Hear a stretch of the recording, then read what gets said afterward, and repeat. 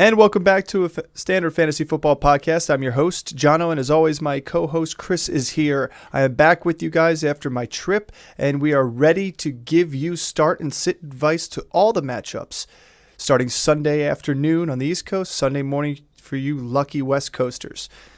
So before we jump into that content, please don't forget to like and subscribe. Hit that notification button so you get this drop tomorrow morning when it comes out, so you can sit there and do all the research with your cup of coffee. That being said, we're going to jump into our first matchup. Chiefs-Jaguars. I think this is going to be a great game to watch. It's going to be one of more favorite ones that I'm looking forward to seeing. And this is one where if you got... according to Vegas. Yeah, there you go. Highest point total. You heard it from Chris. You've got Pat Mahomes as a definite start if you got him on your team. On top of Mahomes, he's going to have his weapon, Travis Kelce, back here this week. Andy Reid did say that even though he was limited today at practice, he will see the field on Sunday. Still having that questionable tag, but you can feel confident. Andy Reid says he's playing unless there's a setback. He's good to go. I don't think there will be any limitations for him either. I think he was ready to go last week. We do have two sleeper picks here outside of those two players aforementioned, and that was Jerick McKinnon and MVS. Other people are going to have to catch the ball, and the Jaguars have a pretty good offense, and we expect that this to be a little bit more of a shootout than that Lions game was. That Lions game started off pretty slow and was heavy on the ground. I think it's going to be a little bit different versus the Jaguars. Yeah, I mean, having Kelce back, I think even though he's going to be limited, you're still going to go ahead and start him. He's still going to be one of the top tight ends that you're going to be able to play. And just remember last year, he was off the field for a large percentage of snaps in a lot of games. Even the game that he had 4 touchdowns in, he was only on the field for 78% of snaps. So they took him off the field quite a bit during multiple games last season, and he was still productive. You're still going to start Travis Kelce, but we are still concerned about a lot of other pass catchers on this team moving forward. Yeah, and I agree. I think some of these pass catchers had a rough week one. I think Andy Reid will give them some chances here, but I think he'll reel the reins in a little bit on them and allow MVS and Jerick McKinnon, two people that were a great outlet for Pat Mahomes week one, some more opportunities too. We'll move on to the Jaguars team. As you can see up on the board here, if you're seeing this on YouTube, there is a lot of green here, and that's because this offense is electric. You got a young quarterback, some young running backs, and young receivers, and I think they all gelled week one. I think the Colts surprised a little bit of people against them week one, more on the defensive side and more in terms of Anthony Richardson, but there was no surprise for Trevor Lawrence and Travis Etienne here. We definitely have them as starts. We have Calvin Ridley and Zay Jones, two guys that had 90-plus snap percentage, respectively, as the starters here because you want pass catchers in this offense. And Evan Ingram and Christian Kirk were the two odd men out. However, I do think Christian Kirk is a good sleeper along with Bigsby. Bigsby obviously is going to get some opportunities, but Christian Kirk does line up out of the slot very, very, very often, and the Chiefs struggle against slot receivers in the past, especially last season. So we'll see if that ends up being a trend again this coming week. Yeah, I'm the only one I'm gonna kind of differ on this one is Evan Ingram. I think he's gonna be a start. I don't think that there's many people that you're gonna start over Evan Ingram, and this is a good matchup. We saw Sam Laporta last week have a pretty decent game against the Chiefs defense, and I don't think Chris Jones is going again in this game. So I think it's going to be even better for the rushing offense. I still like Tank Bigsby. He's drifting closer and closer to that start every week kind of category in a flex rather than a sleeper.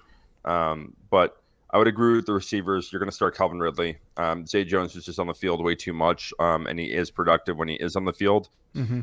And then Christian Kirk, I still like. I'm not concerned about last week. I don't think that's going to continue. The problem with this offense and a lot of these offenses that have multiple weapons is that there's going to be weeks where these top guys just disappear. We saw it on Thursday night with the Eagles and AJ Brown. He was schemed into the game. He just didn't end up having the production at the end of the game. Devonta Smith was, and there's going to be games where that flips. So I want to be concerned about Christian Kirk. Go ahead and still start him in your flex. He's still a great option for you. Yeah, my only concern with Evan Ingram is what exactly you said, but on top of that, there are other tight ends that are less owned than he is that have more opportunities and will have more of a target share in their offenses, such as Luke Musgrave. You said Sam Laporta, some of these other guys, because they are almost the pseudo number 2 option, especially when we get to Green Bay. We'll talk about Musgrave and that offense and where Christian Watson's going to be. So that's the only reason why I have him as a sit here. If he's your tight end and there's no other option, obviously you're going with him. But listen to the other matchups we have. There may be somebody else that sparks that you'll see on waivers that we think has a better opportunity there. We'll move on to just to finish up on Evan Ingram, the only guys that are less owned than him that finished higher than him last week are Hayden Hurst, Donald Parham, Blake Bell, and Harrison Bryant. Yeah, and we're not going with those. You're not going to start any of those guys over him. No, I'm just talking about if you do have somebody in the league that we're going to talk about, which we just mentioned Sam Laporta here, and we're going to be talking about the Lions-Seahawks matchup. We have starting everybody here besides the Lions defense. That's mostly because we do expect a little bit of a bounce back from the Seahawks offense. Josh Reynolds is a sleeper here. I know we talked about Marvin Jones Jr. as a sleeper before last game, and in theory, he was a good sleeper. He dropped too many balls and had a fumble and pretty much maybe even snapped his way out of the starting lineup, and Josh Reynolds was pretty much the lone gem outside as our pass catcher outside of Amon-Ra St. Brown that I think gave himself some more opportunities this coming week against the Seahawks defense that just got absolutely shredded by the Rams. Is there anybody in this game that you like that is going to be a 100% you have to start in your lineup player here besides Amon-Ra? I mean, I like Goff in this game. I think that the secondary of the Seahawks got absolutely torched. So I do like Goff. I think Amon-Ra is going to have a big game. But I mean, I like all the pass catchers here. I really like this offense. It's kind of a really shame that I don't own any piece of this. But I'm okay with that considering what I have. But I really like this offense, and I do think that Jahmyr Gibbs is going to have a breakout game this game. I think David Montgomery is still going to be a viable starter. He's going to get the majority of the workload. But we saw bits of it last week, and what it made Gibbs's week that much better, where he slips on the 10-yard line, gets tackled for a loss when he had the clear edge for a touchdown. And I think the nerves are out from underneath him. We're going to see some of the more explosive plays. They're still going to limit his snap count, and they're still going to want to work Montgomery. But I think that his role in the receiving game can get featured in this game. I expect Gibbs to have a big game and Goff to have a big game. Yeah, my only thought about the Gibbs-Montgomery situation is I think everybody's talking about limiting his snaps and easing him in and limiting that. And I think we saw that in game 1, but I don't think that's going to be a pattern. I think what you're going to see is an even split across the board here, and it's going to be game dependent and situational dependent on who's going to be in that backfield, because Montgomery's definitely the better between the tackles runners, no doubt about it. But Jahmyr Gibbs does something outside the edge and as a pass catcher that Montgomery can't do. And yeah, Montgomery's been a 3-down back before, and he's been successful catching balls out of the air and doing things for Chicago in the past, but Gibbs is definitely better at that part of the game. So I think you're going to see a heavy dose of these guys every single week because it keeps the legs fresh, and it would do a disservice to this offense if they decided to go with one guy over another guy, in my opinion, because they both bring something to the table, and it keeps them, in my opinion, just like you look at the Packers, healthy throughout the whole and fresh through the whole game. So by the end of the game, that defensive line is run down, and you've got fresh between the two of them. That's my opinion, and that's how I would, obviously I'm not Dan Campbell, and I'll never be, but that's how I would coach this team up, because I think you just put yourself in an advantage having two guys there that can absolutely do something well for your running game here and open up the pass. So we'll switch over to the Seahawks here. Seahawks, we're going to have a sit here that is a little bit different than what most people may be thinking. And I get it if you can't sit Geno Smith and he's your QB1 and you faded the quarterback position, that's fine. I don't expect him to be a complete dud this game. However, to me, Geno Smith showed that pressure on him from that, from the lack of offensive line play, and he's already has an offensive lineman not playing this week. I believe it's his left tackle. That pressure made it difficult for him to be accurate and get the ball to his playmakers. We do have Kenneth Walker here as a start, but keep an eye out for injury designation here. If he's playing, start him. If he's not, then you're bumping up Zach Charbonnet to a start here from a sleeper. And then we're playing, obviously, the two receivers, Metcalf and Lockett. And Jackson Smith and Jigbo, this could be a breakout game for him too, because they may end up passing a lot this game. And if that's the case, you may go 3 wide receiver wide. So we have him as a sleeper pick here, but you're not putting him in anything more than a flex position at best. Yeah, I mean, I would agree with a lot of these. Charles Cross is trending not to play, so I don't like the protection that Geno's going to have. I do think that the Lions are going to move to 2-0. They're trying to make a statement and step on some throats, as they would say, bite off a kneecap, be the last guy standing. So I do like the Lions in this game. I still think DK and Tyler Lockett are gonna thrive. I don't see a breakout game from JSN. I would sit him, but if you want to put him as a sleeper, I have a sleeper for the sole purpose of the fact that I could see it, if there's no Kenneth Walker and it is a full Zach Charbonnet, like you got to start him in your flex because you got both of the guys or something, or you want a chance on it. That's fine. But I don't know why there'd be no Kenneth Walker. He hasn't been on the injury report. I mean, he practiced today. Okay, so limited. Then there's your answer. Charbonnet we have as a sleeper if something changes here, but you're starting the main 3 guys pretty much. Moving on to the Texans versus the Colts. This is a matchup that is going to be very interesting. You've got a rookie quarterback versus rookie quarterback. You have a matchup that C.J. Stroud did not look that bad. They didn't fare on the winning side. Stroud was limited today. Okay. Well, keep an eye on that. I don't, we'll see if he does play. If he doesn't play, then you definitely are going to see a heavy dose of Dameon Pierce. So if he does, even if he does play, I think they're going to get back to their bread and butter of running the ball heavily. Bills, baby. Dameon Pierce is a start for us, and so is Nico Collins, the 2 guys that have the most production for this team and will have the most production. Devin Singletary doesn't really scare me as a Pierce owner. It's a matter of keeping this in the game and pounding the ball there. Tank Dell is a sleeper. They say they want to get him in more snaps and more opportunities, and I believe that they're going to do that again this game and stick to it. And I think the Houston Texans are a sneaky sleeper. I mean, they held Lamar Jackson to 6.5 fantasy points. They held for solid for a first half, and then in the third quarter they did give up those 2 touchdowns, but the Texans were not out of this game. They had 3 field goals from pretty much inside the 30.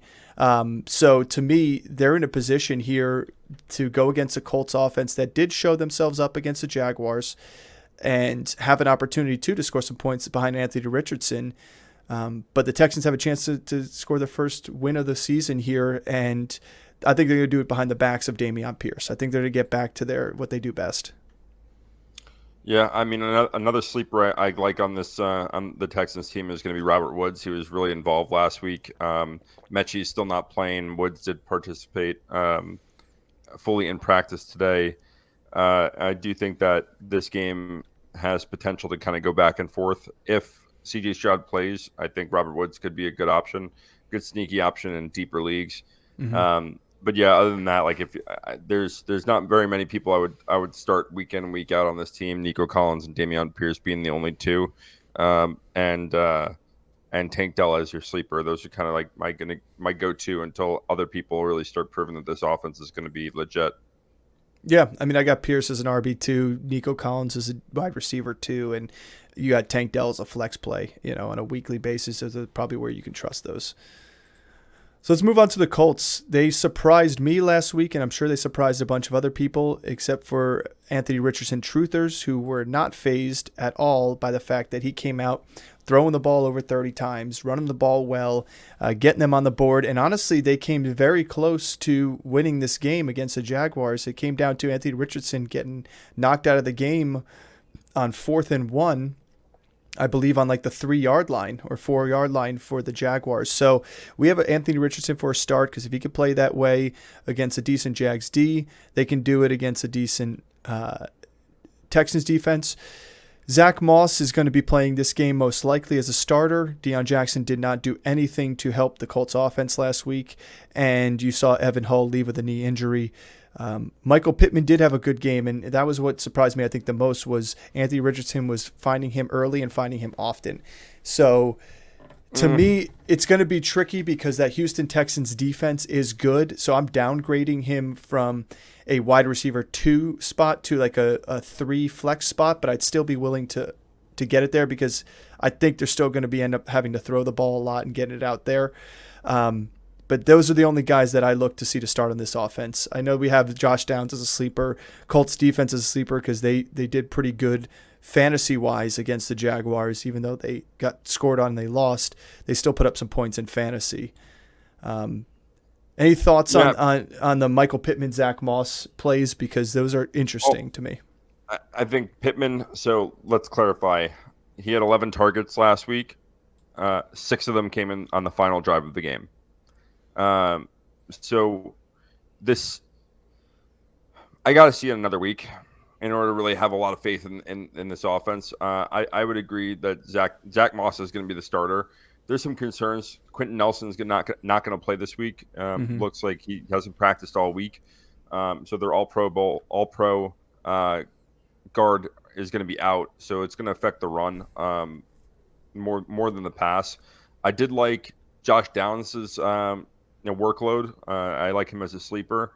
Pittman, I gotta see it another week, and I don't know what to make of it, because early on, like, it did look like he wasn't part of the game. Then he essentially got a ton of garbage time points, which as a fantasy owner you don't care about, right? But if that's going to be a week in week out thing that you're relying on garbage points, I gotta see it and not just believe that it was just a week 1 thing because they had to. So it depends. If the Colts are in this game and it's a 1-score game, or if it's they have the lead, let's see what Michael Pittman's usage is.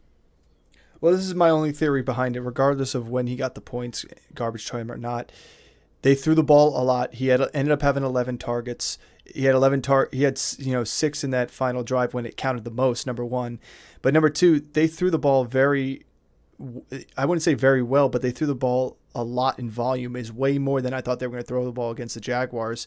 So it could be another scenario here where they do the same. However, that Houston Texans secondary is pretty good, which is why in terms of if you are starting Michael Pittman, I'm downgrading him to a flex play.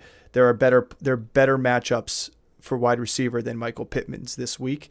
But Zach Moss, that defense can be run on, and if Zach Moss can get something going, that could be an interesting play here in a flex spot too as well. But I'm not putting my eggs in that basket because we haven't seen anything from him since last year. So let's move on to the next game, which I think is going to be an electric one. That's the Ravens and Bengals. You got the Ravens coming out, barely edging out the Texans last week. So you're going to look for both these quarterbacks to have a bounce-back game. Lamar didn't have a great game.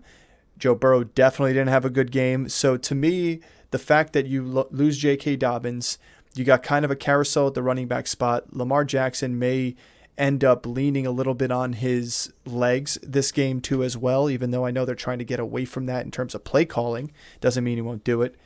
The positive news is Mark Andrews did practice in full today, and you can't hate the stats Zay Flowers was throwing up in terms of target percentage in that offense last week, which is why we really didn't put a start on any other receivers in here. We've got the running backs as sleepers because one of them is going to hit. Both Chris and I both agree we don't have a confidence in which one that's going to be. Hill saw some goal line carries and goal line work.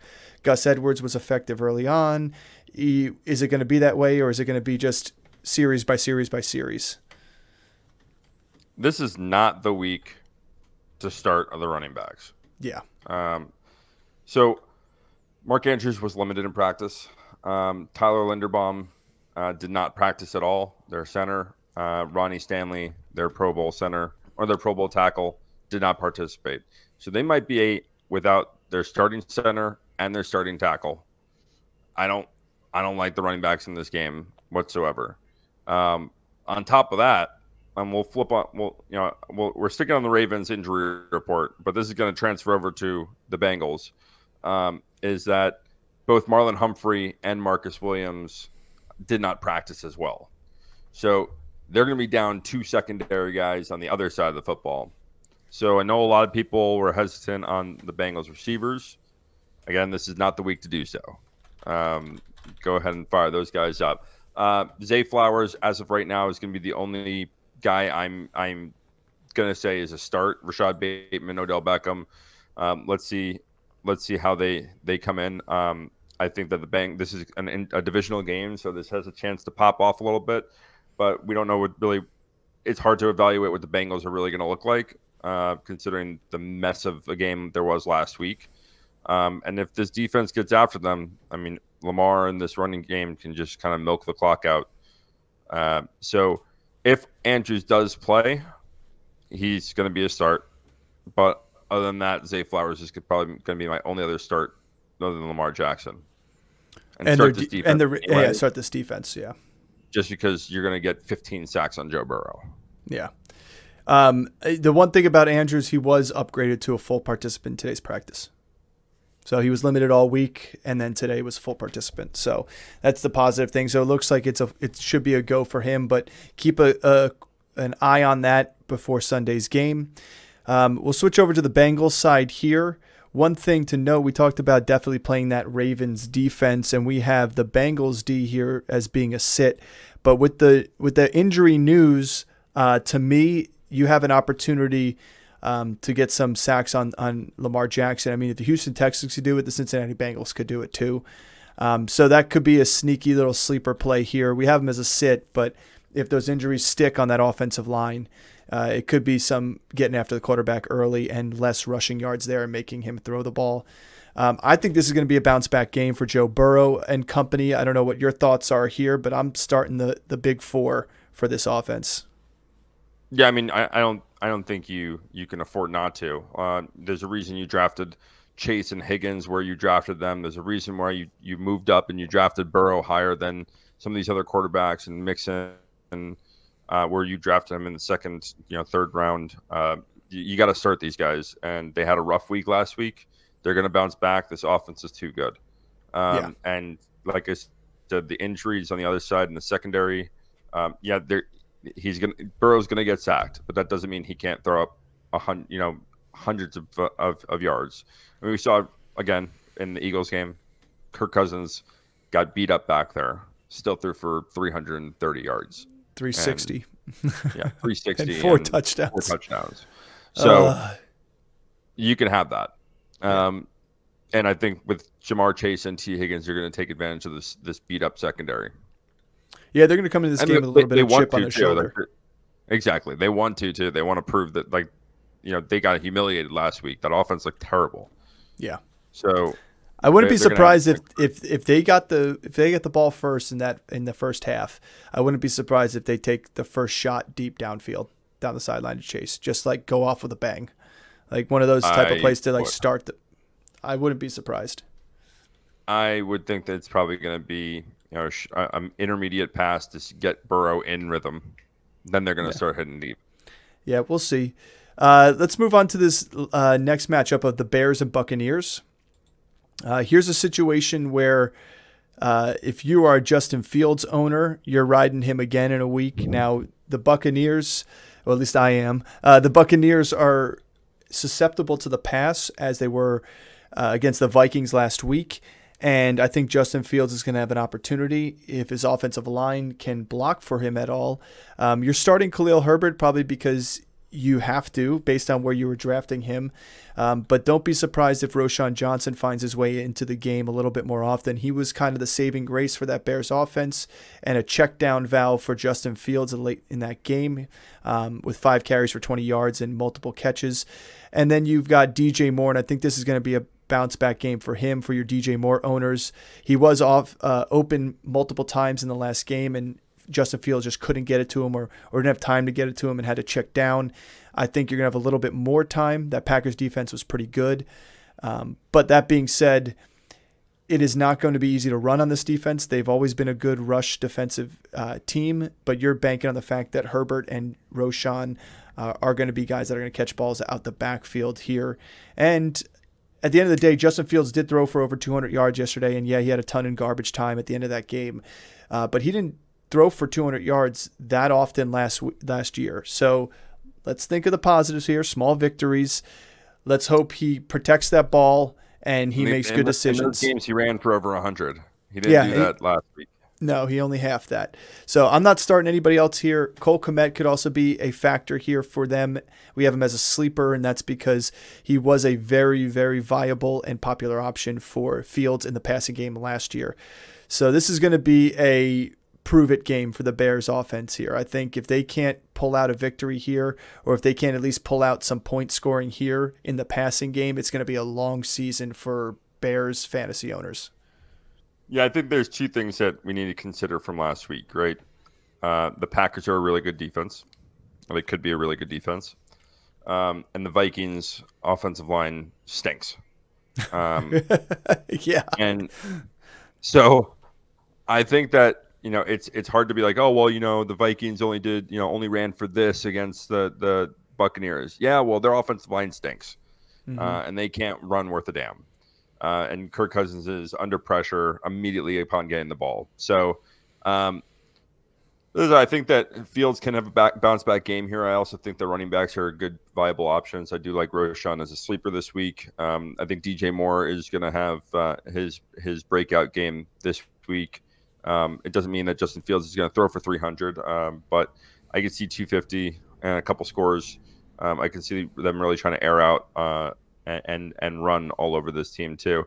I think Fields' rushing production is going to go up from what it was last week.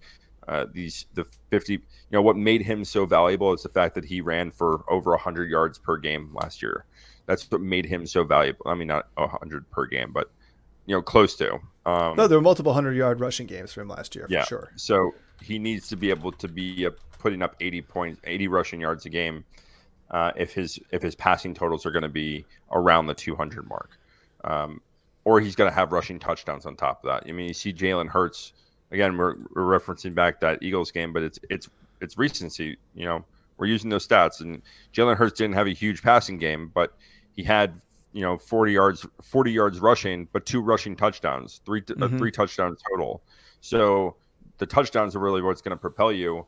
Especially the rushing touchdowns in the leagues where those are 6 points, to where these guys are valuable, even though they're not throwing for 250 plus or 300 yards. Yeah, and Fields last year had 2 games of 200 plus passing yards. He did have 3 games of 100 rushing, and if you counter in, he definitely had 1, 2, 3, 4 more games of 80 plus yards on the ground too on top of that. So he definitely was the dagger on the ground, but he still has an opportunity. He showed some promise. He threw 250 against the Packers last year.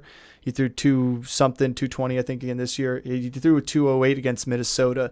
But it's already a better start than it was last year, where he only started off with 121 yards through the air and 28 on the ground. So I think they're still trying to find their identity, and I think they realize they got to run this whole offense in this system through Justin Fields. Like, that's your guy.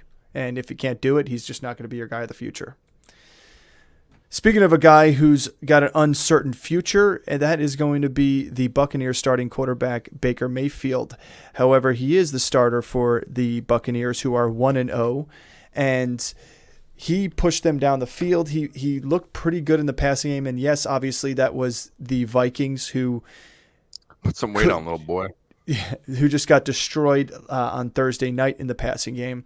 But we have him as a sneaky start here in deep leagues because there are some bad quarterback matchups. We do have Chris Godwin and Mike Evans in just relation for that as well, and the Buccaneers, because let's not forget Jordan Love came out in the first game as a Packer and threw for over 300 yards and 3 touchdowns. Baker Mayfield is a former first-round pick, 1 overall. I think he has an opportunity here to still prove that he's got a little mojo in him, and he's got 2 good receivers that can help him along the way. And this defense too as well, keeping the ball in his hands a little bit more. This running game is just not something I'm excited about at all. And it wasn't until a big run and a big pass out the backfield by Aaron Jones that really sparked his fantasy performance. But if you saw A.J. Dillon when he was in there, the Bears defense did kind of stop the run pretty well. And the Vikings defense did not stop the run against Swift on Thursday, but they did a hell of a job against the Buccaneers last weekend. So it's another one that if you don't have to start Rachaad White, you might be better off waiting to see what's going to happen here. Yeah, I would agree with all these. I would have Baker Mayfield as a sleeper, not a start. But I think you're on the right track with kind of your sentiment on him. But I would say he's more of a sleeper play than a full-on start. There's probably 12 other quarterbacks that I would start over Baker Mayfield. Yeah, you can make that argument for sure. I just have him as somebody that, say somebody does have a guy in a bad matchup and Baker's their backup and you're hoping on it, or anything happens between now and then, he is somebody you can go to. He's somebody to stash on your bench in 2 quarterback leagues, but if you're in a 1 quarterback league, 12 teams, he should still be on waivers. He's not somebody you're going to go grab. But we're just saying we do have confidence in this guy this week. If you're in a 1 quarterback league and you have Baker Mayfield on your team, please leave a comment. I'd like to get to know you. I'd like to know why. No, you're just an interesting fella. Well, no, it could be that everybody, like in our league, when people draft 3 quarterbacks and 2 quarterbacks and everything like that, you decide to push it a little too far, too late, and you waited 1 extra round, and that's who you end up grabbing. Jones over him. Yeah, well, now you would, but based on last year's performance, I would have too. Well, last week you would have, but going into the season, you weren't sure about that. Let's go to somebody who I would not have on my team ahead of Baker Mayfield right now, and that is Ryan Tannehill and the Titans. There's not good news for Tannehill already from last week having a terrible game against the Saints, but his main wide receiver, who had a massive target percentage last week, is questionable on the game. He is prepping for the game, but he has not practiced all week, and that's DeAndre Hopkins. If he does play and he's full go, we have him as a start because he just garnered all the targets there. Derrick Henry's a start because you have to. He's the offense there. Tajay Spears is actually sneaky because he did get a good enough snap percentage there and some great passes out the backfield as well. And then we have Treylon Burks as a sleeper too, and that's mostly because of DeAndre Hopkins' injury status and just the fact that the team they're playing is going to put up points and they could be point chasing as well. Yeah, I was going to say, how confident do you feel on Treylon Burks here? Are you putting confident. Him? Yeah, like that's what I'm going to say. Are you willing to throw him in your flex if there's no DeAndre Hopkins, or are you more likely to throw him in your flex if there is a DeAndre Hopkins? I would rather go and find someone else to put in my flex. It's a good answer. But he has a chance to put something together this week because I think they're going to have to throw the ball more often and a little bit earlier in the game than they did against the Saints. But we'll see. I think that there are better options at a flex position for a wide receiver. I think there are there are better options. Listen, I think Derrick Henry's going to have a big game this game. We saw Raheem Mostert really have a really good game last week, and I think between Tajay Spears, who I like as a sleeper this week again, and Derrick Henry as a full-blown starter, I think Derrick Henry is going to have a big game this game, which is unfortunate because I'm playing against him. But I don't think that they're going to rely on the pass if D-Hop doesn't play, which he's expected to. Like, even though he sat out all week, he is expected to play. But I would be. If he doesn't play, I'd be really hesitant to play any pass catcher. And Yeah, Chig is going to be not a sleeper for me. Just go ahead and sit Chig. Yeah, I have him as a sit, and I have this defense as a sit because they can't stop anybody through the air, especially a team like this.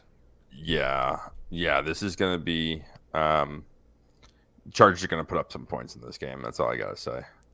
Yeah, the only sentiment I have on Derrick Henry is I think if the Chargers are smart and the defensive coordinators there, they're going to make this team try and pass the ball. They're going to make they're going to pressure him, and they're going to try and stop Henry. Not to say that they can, but I think they're going to game plan for Henry, and they saw how terrible Tannehill was through the air. They're going to try and make him make mistakes as well because you got some good secondary. But as you've seen in the past, teams have been trying to do that for 8 years and be like, Derrick Henry's the only guy there. Like, we're going to stop him and make people throw on us, and Derrick Henry still is Derrick Henry. Listen, you stole the words out of my mouth. I was about to say you can literally only contain him. You can't stop him. So I agree with you. So we'll see. I like this game just in terms of the Chargers' offensive standpoint. So when he falls for 3 yards. Yeah, big tree fall hard. Well, here we go for the Chargers side. This is a game where there's a chance, and most likely there is no Austin Eckler. We have Austin Eckler as a sit here because even if he does play, he's probably not going to be in a full snap count, hasn't practiced all week. There were reports of also there being a death to somebody in relation to him. I believe a agent or someone from the agency he's part of, and that's another reason why he wasn't at practice today. Herbert's a start for sure. You've got Josh Kelly as a start. I'm a little bit more weary on that. If he is without Austin Eckler, I have him as a low-end RB2 against a good rush defense. I have Keenan Allen and Mike Williams with you as starts too as well because I think this could be a pass-heavy game to exploit the weakness of the Titans. We don't have anybody else as a start except a sleeper. I think you have do you have Palmer as a sleeper? Is that you have on here? I saw that too. I'm not mad about that either because they could go wide receiver, 3 wides a little bit more often, especially if Eckler's not there. Because Josh Kelly has caught passes for the Chargers. He just isn't utilized the same way as Eckler is out the backfield and lining up in the slot. So to me, I think you're going to see a little bit more 3 wide. And then this defense, they got carved up. But they got carved up really through the air more than anything last week, and it was mostly Tyreek Hill.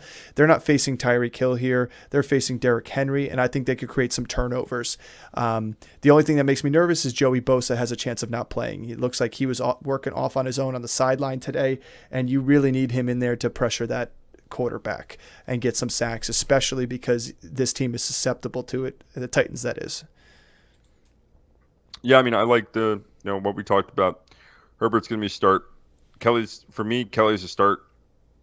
John is just salty because he has Eckler and missed out on Kelly. No, I have Kelly as a start. If I had him on my team, I'd start him. But I'm not putting him equal to Austin Eckler because the full game package that Eckler brings and his abilities, Kelly has one of those abilities, and he can run the ball and with a good line here. Even if Eckler does play, start Josh Kelly. Because he's going to get an increased workload because Eckler is dealing with an ankle injury, so they're probably not going to overuse him.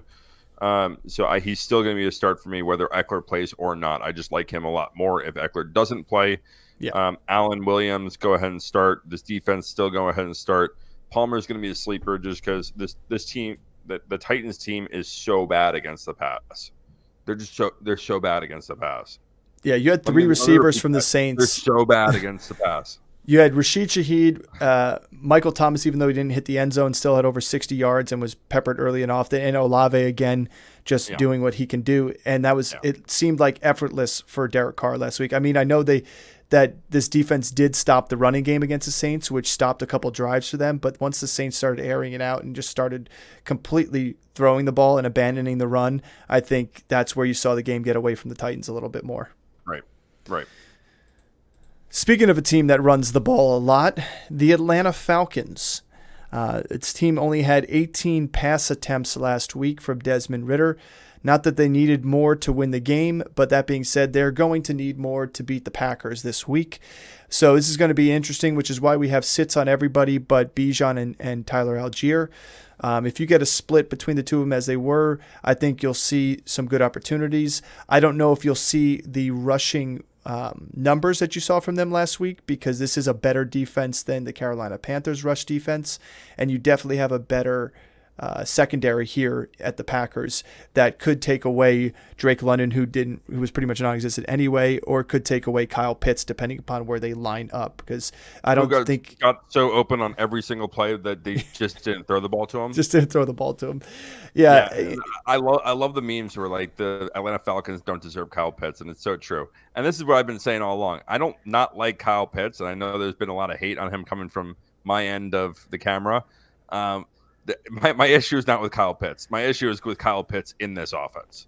It was our same issue with Bijan Robinson in this offense. Like, the opportunity's there, but you're bringing in a fantastic running back with a 1,000-yard rusher already there and no true passing offense. Like, there's no passing offense here to complement Bijan Robinson. He's not Derrick Henry. He can't shoulder the load in this offense. So it's really interesting. I've seen a lot of things that like Algier is a sleeper this week. It's like Algier out-touched Bijan last week. Not a sleeper. If we were saying he was a starter last year at the end of the season, if he was a starter at the end of the season last year, and he proved that he could produce more and get in the end zone in game one, how are we calling him a sleeper? This is a starter. Well, the stat that they threw around was that like Bijan had 60, I think it was like 65% of snaps in the first three quarters. But you know who had the snaps down the stretch? Was Tyler Algier. You know who they relied on to close the game out? Was Tyler Algier, not Bijan Robinson. And that wasn't a snap count issue. 60-40 snap count. Your snap count counts passing plays too as well. Like, I fully expect Bijan to be out. He's going to be playing this week too. Yeah, exactly. But I fully expect Bijan to be out there more passing opportunities than Tyler Algier. They want him for that. But when it comes to rushing opportunities, I think Algier finished with one more rush than Bijan. So, and he was very good on the ground. So to me, rushing touchdown. I'm starting both of them. If you have them in your leagues, you're starting both of them. So this is just us going on our soapbox about Bijan. And we'll get off of it and we'll move on to the Green Bay Packers. It's a big soapbox. Who you calling big? Not you.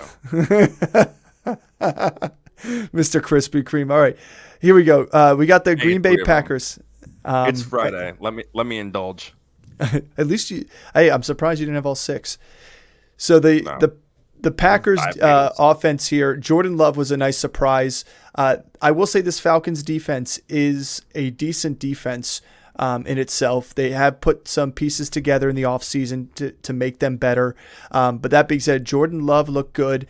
I'm sitting Aaron Jones because he hasn't practiced all week with the hamstring. It's most likely he's not going to play anyway, so we just have him as a sit.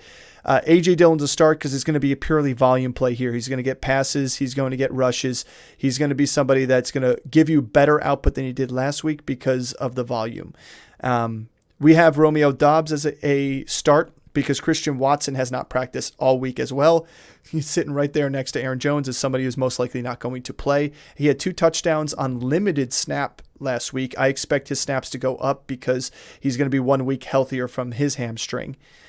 Luke Musgrave was a sleeper of ours last week. I can't remember if he was a sleeper or start of ours last week, but either way, he's a start this week because he's going to get opportunities. Last week for Musgrave. We did? We did, but he is going to be a start this week. I think, like you just said, with Christian Watson out another week, there's got to be some other pass catchers there. I think that they're going to have to throw on this defense a little bit more. I think that this game is going to be more competitive than last week's was. Mm-hmm. And they're not going to be able to use Aaron Jones out of the backfield the same way because he's not going to play in this game. So I think Musgrave is going to be the beneficiary of that. I also think Jaden Reed could, but Jaden Reed is still going to be a sit for me. But yeah, if you have Doubs, start him as a flex play. Dillon, I'm a little concerned about Dillon. Yeah, I am too. I To be didn't like quite he did honest. not look good to me on the field, but it's a volume play here. He's a It good is. flex opportunity RB2 play, but I did not like the way he looked running the ball. Yeah, and David Bakhtiari, Bakhtiari, um, Bakhtiari. Bakhtiari. He did not participate in practice. It's not injury related, but he didn't participate. There are those are the biggest two injuries. Where is going to be Christian Watson and Aaron Jones Hmm. for the Packers this week. Quay Walker as well, but I think he's going to go ahead and play as well.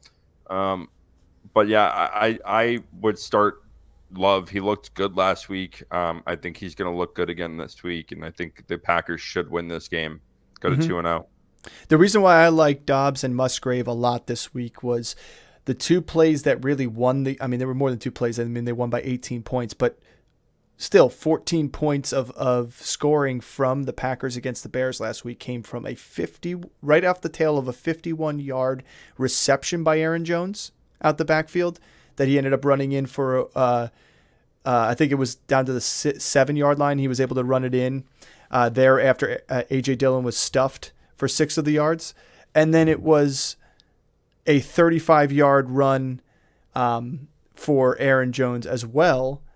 And I think that was in the third quarter. That 35-yard one was another big run. That's where he hurt his hamstring. But those are two big chunk home run plays that Aaron Jones can deliver for this team that I don't see A.J. Dillon doing.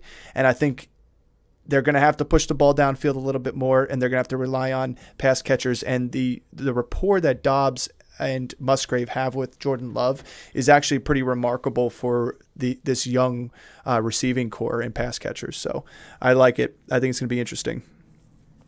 Yep. All right, we'll move on to the Buffalo Bills versus the Vegas Raiders.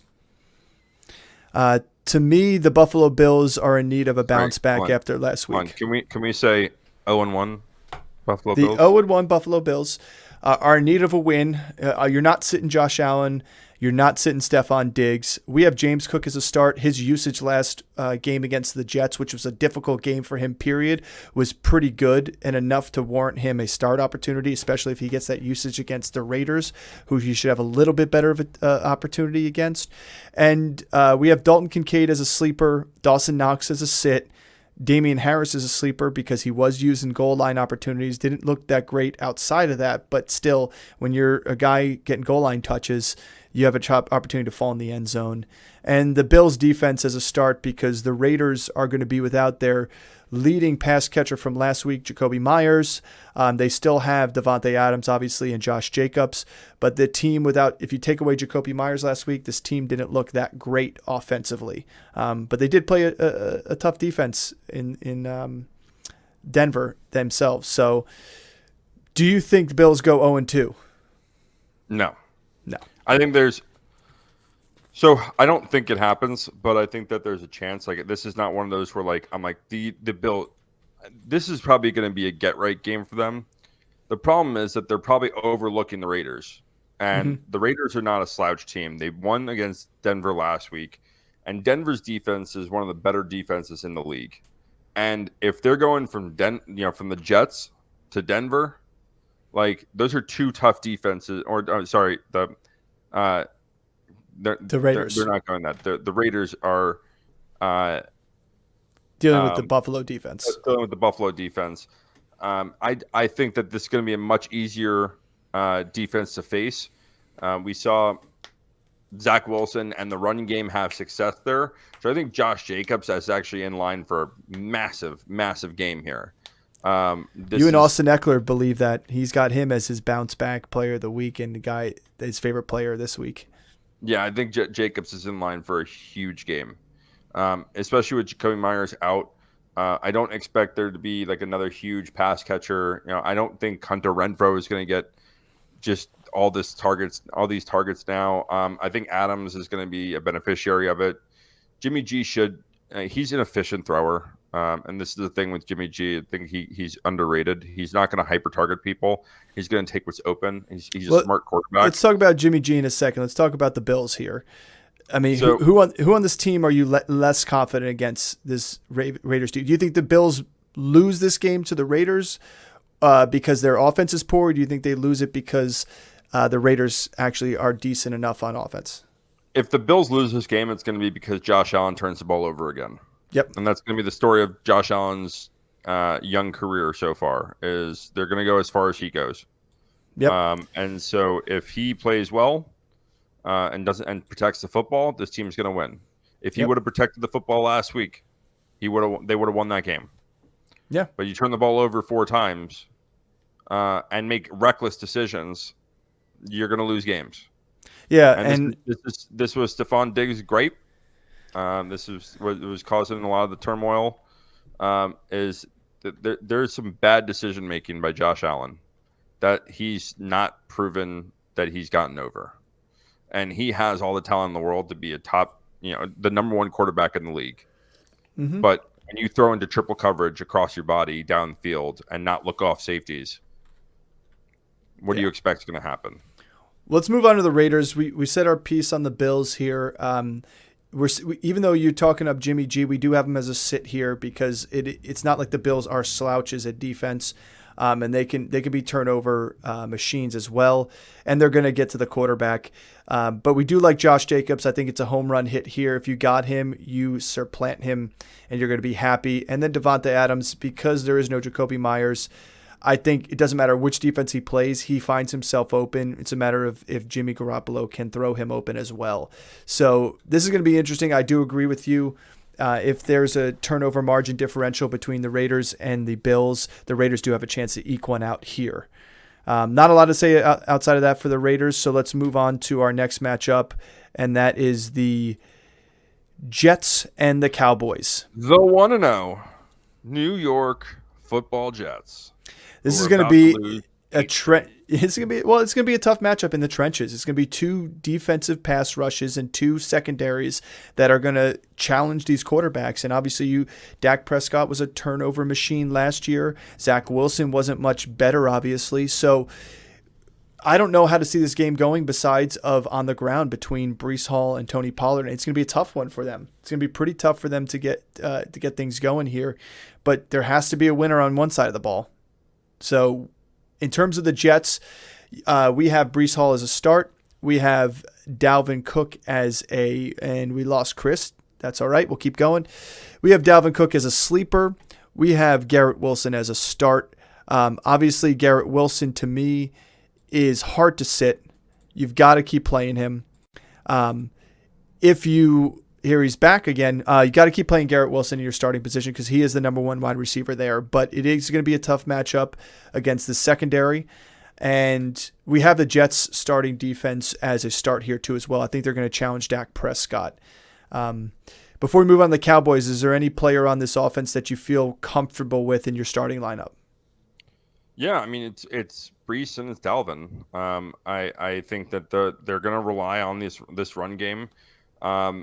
This is going to be the smash mouth football that we saw in 2010 and 2011 from the Jets when Sanchez was at the helm. They have weapons on the outside, but it's not about those weapons on the outside. It's about the running backs and it's about the defense. Mm-hmm. So they're going to run the ball down your throat. They're going to be efficient running the football.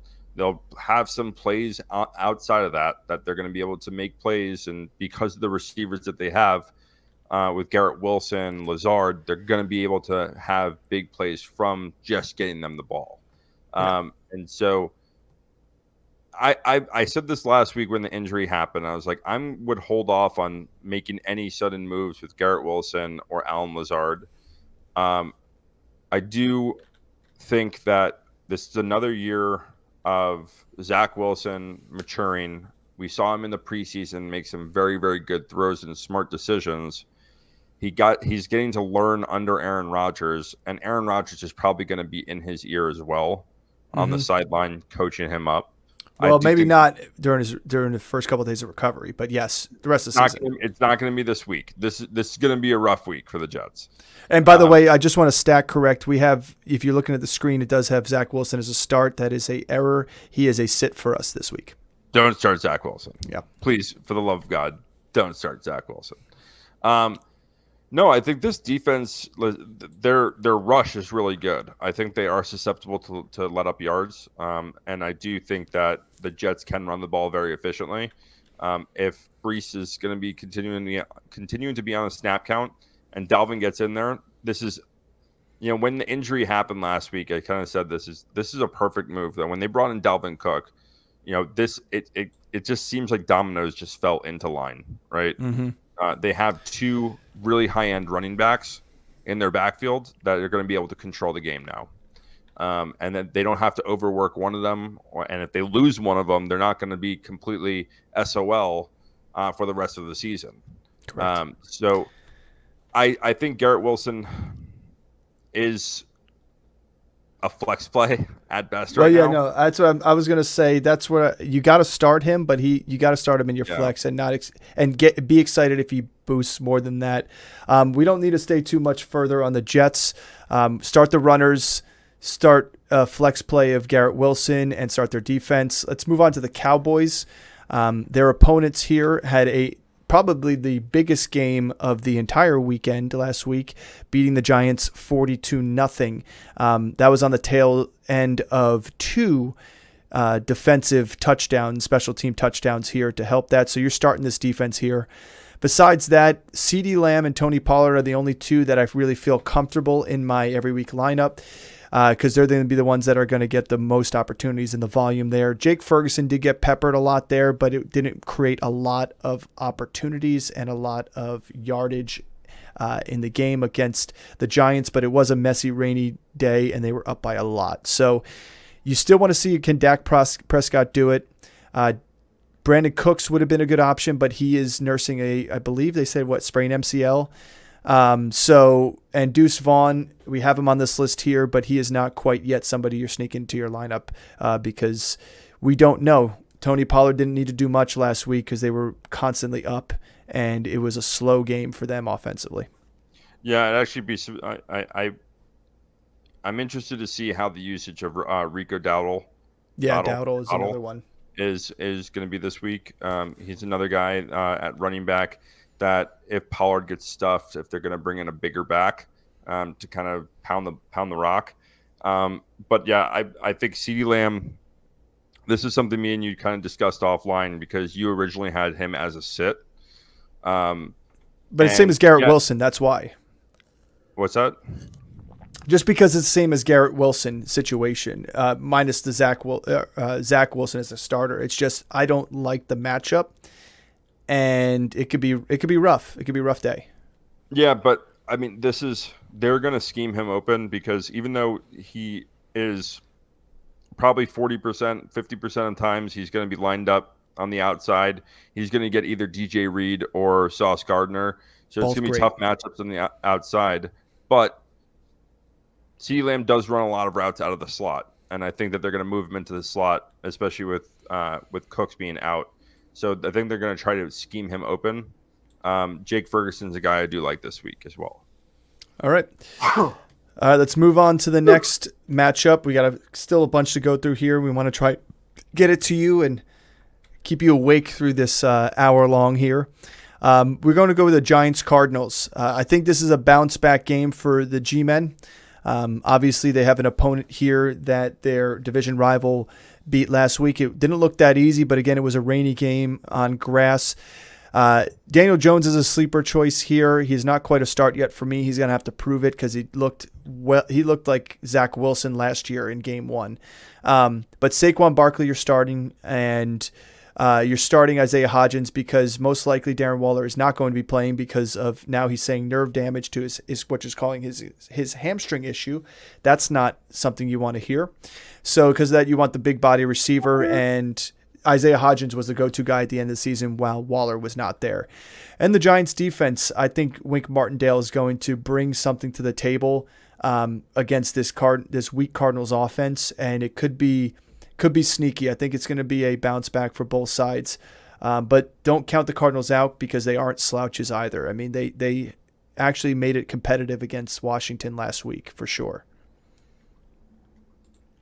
Yep. I mean, I don't necessarily think Daniel Jones is a sleeper, but if he is going to be, I think, especially with Waller trending towards not playing, Isaiah Hodgins, if he's going to be a sleeper, then I think Isaiah Hodgins is going to be the beneficiary of it. Let's say Saquon Barkley, you're going to start. Yep. And the defense, I would go ahead and start as well. Yep. Cardinals are sitting here 0-1, lost to the Commanders last week. They're giving Josh Dobbs the nod again as a starter this week. You're starting James Conner. He did have a calf strain, a little calf injury going on this week, but it seems to be full participant, no designation as of today, so he's good to go. Fire him up. Hollywood Brown is the only other person you're starting here. Does he still have an injury designation, or is he good to go? Yeah, he's good to go as well. Okay, so he's good to go. We have Rondell Moore as a sleeper. Just because they use him, they can target him plenty. Ertz is a sleeper because he was targeted plenty, and the Giants are weak against the tight ends too. And the Cardinals defense, because look what the Cowboys did the Giants last week. If you're half a defense of the Cowboys, you have an opportunity to mess up the Giants a little bit. So it's a sleeper play. It's not just that. I think I'll say this is the Arizona Cardinals defense, the way they played was probably the biggest shock of last week. Yeah. To me. Because going into this game, we're like, the Cardinals are going to be a freaking rollover all season long. And they look good. I mean, they got after Sam Howell. They got after that Washington defense. They shut them down for the most part. They looked really good. They hit hard. They were playing aggressive. They were playing fast. So I like this defense this week against the Giants, whose offense, if you want to take a shot at Zach Wilson, put up 0 points, lost game, and looked absolutely inept. I didn't take a shot at Zach Wilson. Oh, you sure did. No, I was saying I took a shot at 2022 Zach Wilson. It's a different person. Zach's Fifth Ave. Well, let's talk about another good defense here, and that's a Denver Broncos defense who's going up against the Commanders, the team who the Cardinals played pretty good against last week. We're still not comfortable starting Russell Wilson. Nope. We're firing up Javonte Williams. We're sitting Samaje Perine, but he is a sneaky option because he did get good volume, but just not comfortable against this Commanders defense this week. We're sitting Jerry Jeudy, but it looks like he has a chance to play, if I read that right. We're starting Courtland Sutton because we liked what he had to bring to the table with Russ last week. Dulcich is a no-go. That's because he's injured. So Troutman is a sleeper pick for me because he definitely got good volume. And if you take all the volume to tight ends from last week from Russ, it would have been something like 8 to 9 targets to the tight end position. So Troutman's a sneaky pick if you're streaming. And then this Denver defense, I think, is going to make it difficult for the Commanders for a second week in a row. I do too. I think even if Jeudy is probably going to play, he was a full participant. He's trending that way to play. He's still going to be a sit for me. I still want to kind of see it and see what his usage is going to be in the first week back. But if he plays well this week, he's going to be an every week starter. I think at least at the wide receiver 2 and flex position. Russ didn't look that impressive last week. Javonte Williams, his usage was crazy considering he tore 2 ligaments in his knee last year. What they used, I mean, Sean Payton just doesn't care. No, he's trying to win ball games. I mean, what do you expect? Yeah. So, well, let's move on to a team that's going to give them a difficult time to try and get their first win of the season, and that's the Commanders. The Commanders have a stout defense, and lo and behold, Chase Young is cleared to play. That's going to make it even more difficult. So if you got Commanders defense, or if they're out there, fire them up because they're going to make Russ run around like crazy. I think we're going to start Brian Robinson Jr. Yeah, there was a hard time to run with Josh Jacobs last week, but they got to get the run game going here because if you put it all in Sam Howell's hands, it didn't look that pretty last week. Start McLaurin, start Dotson, just because the draft capital they have in there. I think Dotson's going to be more of a flex play for you. McLaurin's more of a wide receiver 2 here. Logan Thomas got peppered last week early and often by Sam Howell, so it's another sleeper option if you're streaming tight ends here in this matchup. And then I love the Commanders defense. I think they did an awesome job last week against the Cardinals. I think they'll do even better now that they get their main pass rusher and freak back into the game. Yeah, I would agree. So, I know Javonte's a start on the other side. This is going to be tough sledding for both the running backs in this game, but I just think because of the volume play and the other options that are out there, they're both going to be low end starters. I do like Brian Robinson in this game. I do think Jahan Dotson is the receiver I'd prefer in this game over Terry McLaurin because McLaurin's probably going to get Patrick Surtain and get shut down for most of the game. I still think he's going to get targeted. But yeah, everything else I would agree with. I love the defenses in this game. Yeah, this is gonna be a fun one. So we'll move on to the 49ers and Rams here. So this matchup here could look widely different for the Rams than it did last week. So we'll start with the 49ers. You're gonna start Brock Purdy and Christian McCaffrey here. We're going to sit Mitchell, sit Debo. I got to see more usage from Mitchell for it to be worthy of a start. And then Debo, to me, again, we said it going into last week. If it was man coverage, it's going to look ugly for Debo and good for Ayuk. I'm not sure. I got to look at the notes here for the Rams on how much they ran zone versus man. But coming out of last week, Ayuk just is the more electric player as a downfield threat. And so we're starting Ayuk and we're starting Kittle. And this Niners defense is an opportunity to beat up on a banged-up Rams offense. So look for them to get after Stafford early and very often in the game to me. Purdy's that one that is a low-end, sneaky starter, especially for those guys who lost Aaron Rodgers as their main starter. Or Geno Smith is their main starter.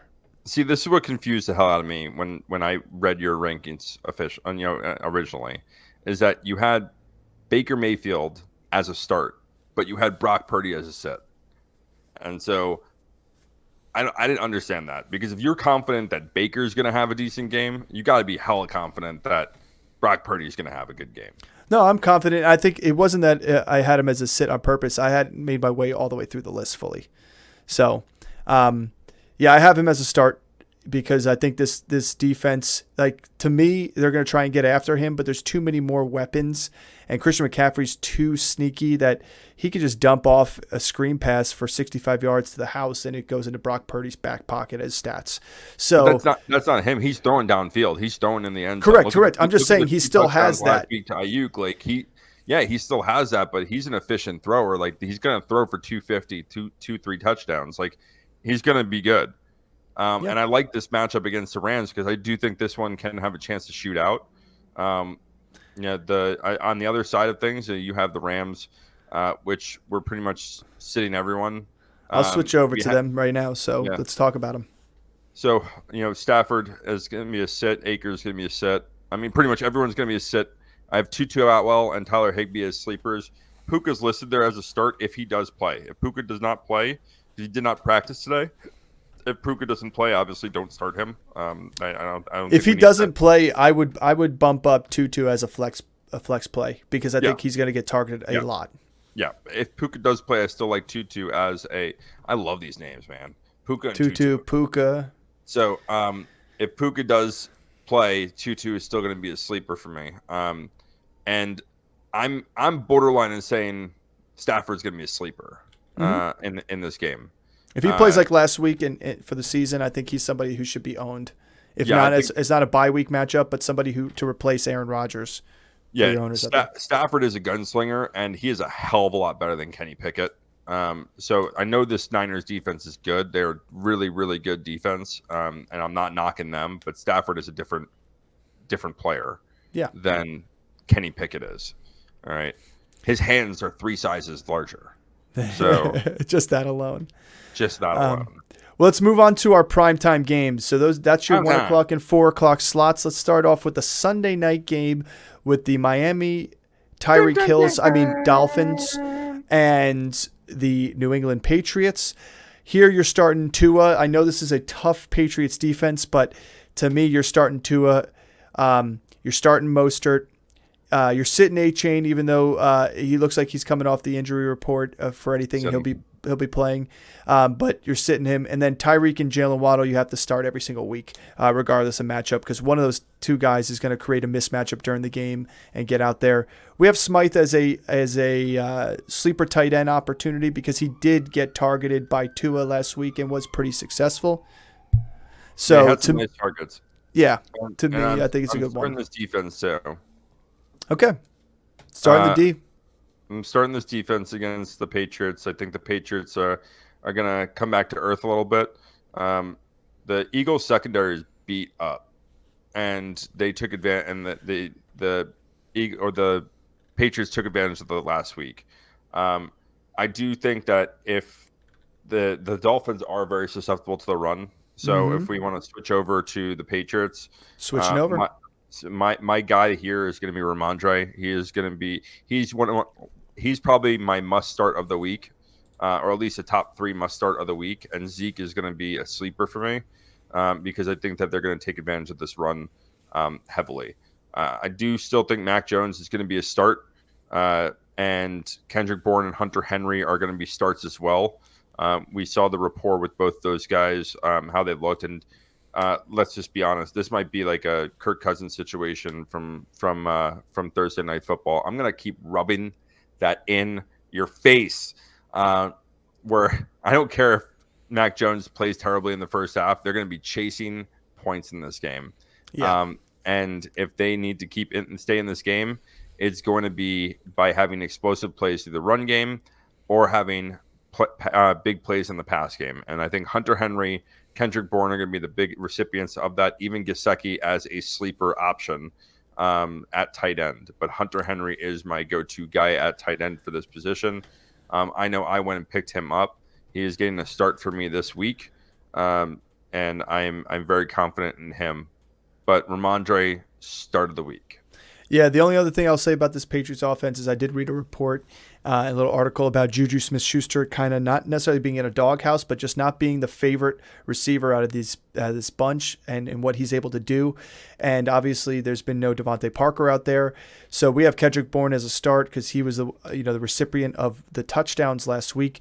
But don't be surprised if during our waiver episode coming up, which don't forget to hit that notification button so you know when that's coming out, is if you start to see Kayshon Boutte or some other names coming out of this receiving core here, because somebody's going to have to start making plays outside the backfield for them. And Juju just hasn't been doing it. Parker hasn't been there. And Bourne obviously showed it. And they went to Boutte in terms of the last play of the game last week to make a great catch on the sideline. Just couldn't get that second foot in. Don't be surprised if you start seeing some other names, and they could come out of those waiver picks for us this week because they're going to need to use them in this game against the Dolphins. Well, I don't think Tyquan Thornton played last week either. I don't know if he's playing this week or not, but he's a guy that I would keep my eye on as well.